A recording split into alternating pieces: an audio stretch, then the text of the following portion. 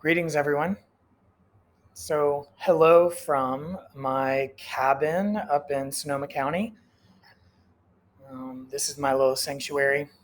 One of the reasons why I moved to California was to be in the redwoods because it's my favorite ecosystem, and luckily they're behind me.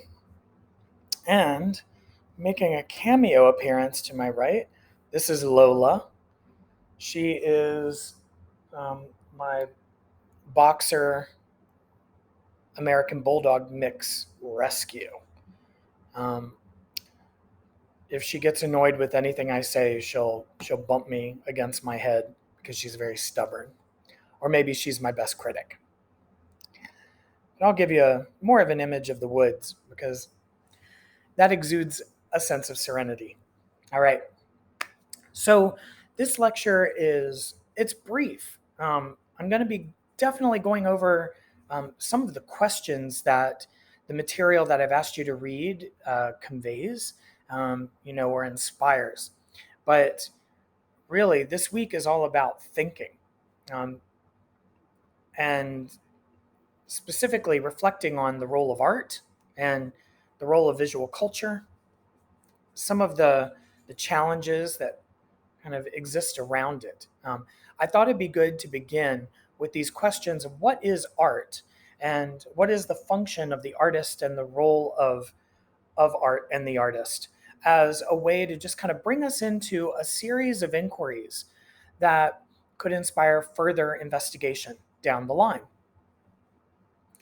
So, I asked you to read this kind of anecdotal essay about Chris O'Feely's Holy Virgin Mary, um, the cultural relativity of dung. And I asked you to raise some questions that you have as a result. I don't need to go into the controversy because you've read about it. But see, Lola's already beginning to be challenged by my notions of questioning the role of art.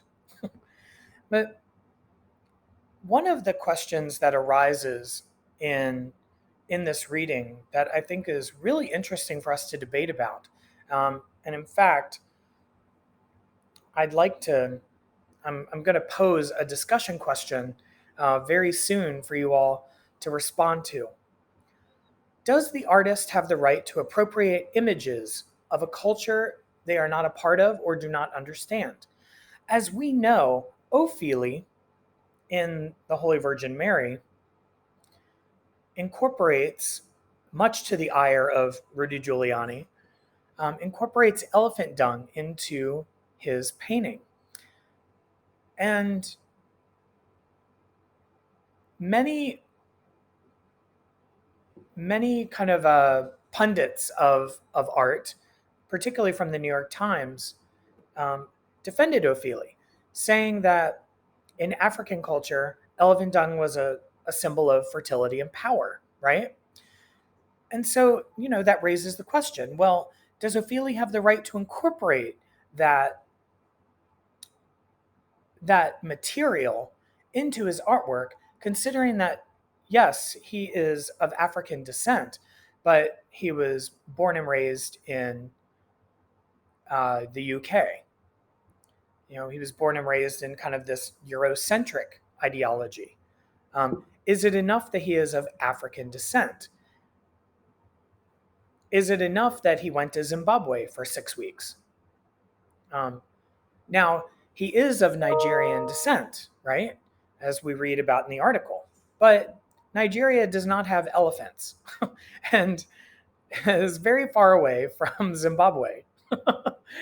I mean, Africa is the second largest continent in the world, and it is probably the most biodiverse and an ethno-diverse of all continents.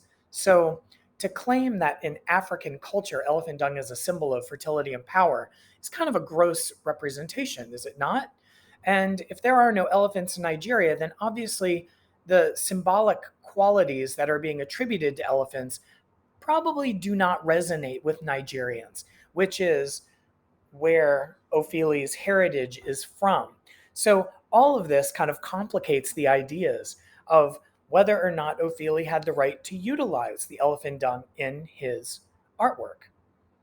And so I'm going to pose that question to you all. I'm going to be adding this discussion question, and I'd love for you all to engage in it in some way. Cool? You'll be seeing that very soon. It brings up questions of what we see versus what we perceive. And I think that it's always interesting to explore what that means and the role of the artist. And so obviously you're going to be exploring that through the reading. And so I'm going to pose that question to us all, and hopefully we can have some fun with that. Yeah. Lastly, I want to do some business in the class. As I said in our synchronous class meeting, that we are going to be doing presentations on the essays that we're going to be encountering from week 3 to week 6. And they are the essays that concern themselves with dominant religious ideology and the effect on visual culture. And so each week from 3 to 6, we are going to be exploring one dominant religion and one dominant religious ideology and how that impacts the visual culture. The first one is Christianity, the second is Islam, the third is Zen Buddhism, not to be confused with the entire amalgam of Buddhism, and Hinduism is the fourth. There are several short essays that we are reading to kind of provide some pseudo comprehensive coverage of religious ideology and visual culture. And I think that to live these articles would be very helpful to inspire questions and discussion in our class, especially when we begin meeting live in week 3. So I want to give you some sense of agency over which you would like to choose. So I am going to post an announcement with the list of all the essays and the essay titles and the weeks that they are to be presented. And I wanted to give you the ability to choose your top 3 so that we can try to distribute these essays evenly and hopefully, with a demonstrated interest on your part. Now, I'm giving you until Sunday to send me your top 3 list. You can just email it to me. If you do not have a preference, then you don't need to send me an email at all. But I'll put this all into an announcement so that you can clearly kind of delineate what it is I'm asking. But I just want to give you the possibility of choice if indeed you have one. Let's say you're really fascinated by Hindu culture, but you've never explored it, and so you want to be able to present on one of the essays from that section. Maybe you're Muslim and you would love to demonstrate your experiential knowledge in tandem with what the articles say. So you want to present on that. Whatever your motivation is, I'm happy to oblige. But if you have no preference, you don't need to send me a top 3 list. Okay? Just wanted to give you the heads up on that. Also, heads up on that discussion question that I'm going to be shooting your way. I'm so curious to see what you all have in mind, the way you would discuss that based on reading the Brent Plate Rodriguez article.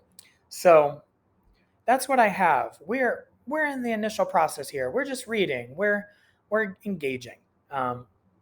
Next week we'll get a little bit more into the nitty gritty with ideas of perception and context. And then I'm going to be also introducing ideas about writing and the relationship between writing and perception. Have a good rest of the week. engage in this discussion question that I'm about to post. Otherwise, have a good weekend and let's get through these first 2 weeks, yeah, so that we can see each other in 3D. Take care.